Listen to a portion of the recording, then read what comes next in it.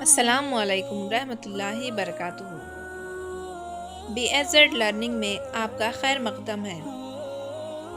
ये है मोटरसाइकिल जो हमारे बहुत काम आती है। ये मीलों का सफ़र तय करती है।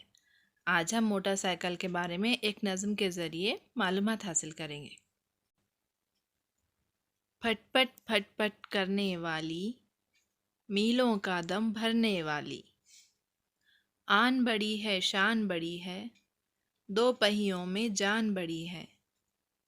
जंगल बस्ती शोर मचाती, सड़कों पर है दौड़ लगाती।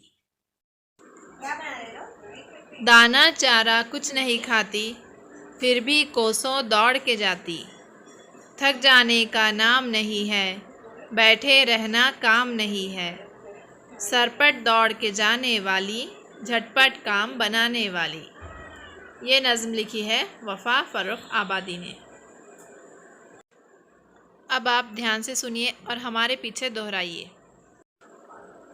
फटफट फटफट करने वाली, फटफट फटफट करने वाली, मीलों का दम भरने वाली, मीलों का दम भरने वाली।